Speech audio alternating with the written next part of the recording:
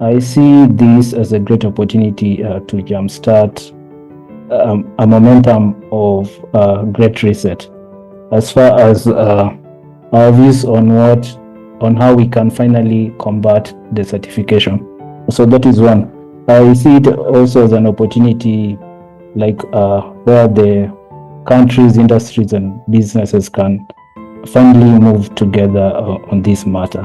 And lastly, just as Delma said, the good thing is we have science, technology, and innovation. So I'll be looking forward to how we could use this digital technology, especially AI and ML, to finally measure specific metrics and indices for any sustainable solutions. So it's good that we are all working towards building a vibrant, resilient economy with the environment and climate as its foundation.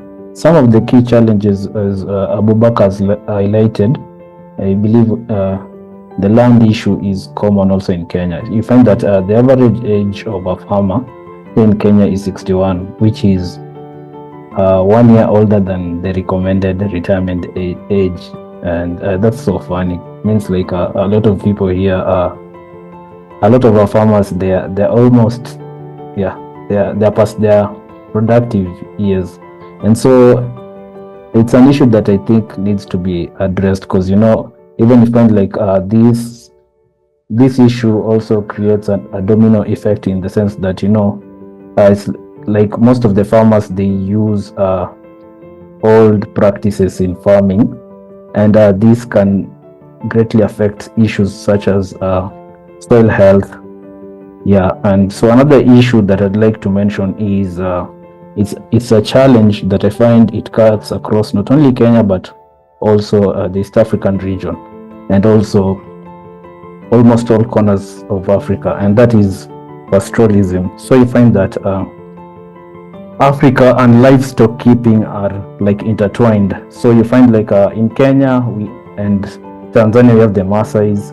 Also in Kenya we have the Samburus, who are like the cousins to the Maasais.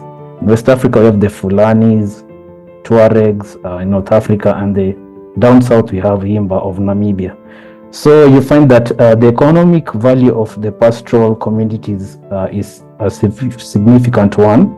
In Kenya you find that they contribute about between 10 to 44% of GDP, and approximately like 1.3 billion people are affected directly or indirectly by livestock value chain.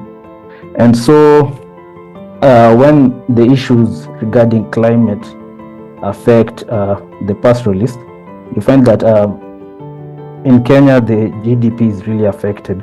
So the loss of livestock and other things like really affects our people.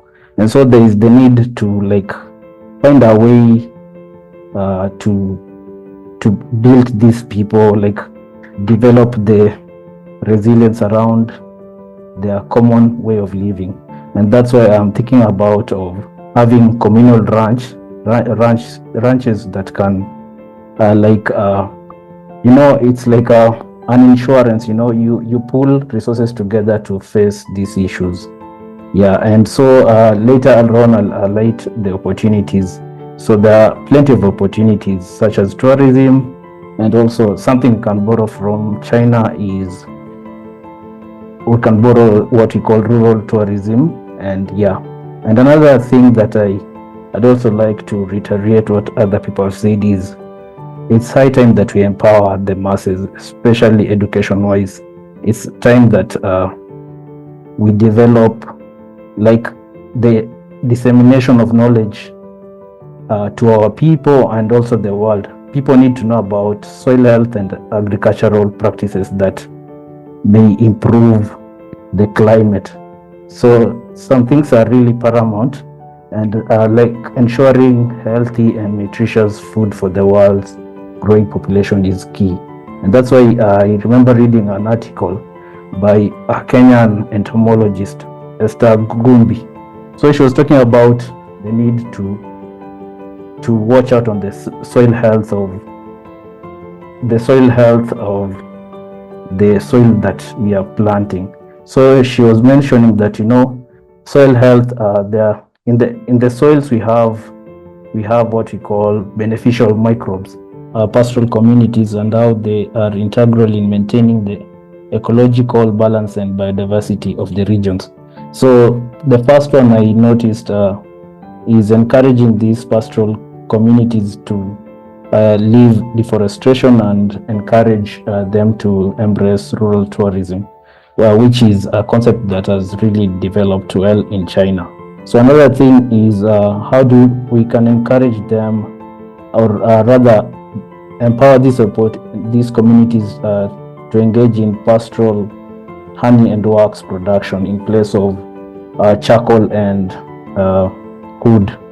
Then lastly, for these pastoral communities also is we can engage them in educating them on the importance of keeping small quantities of livestock, and also which in a way can be able to control desertification in a bigger way.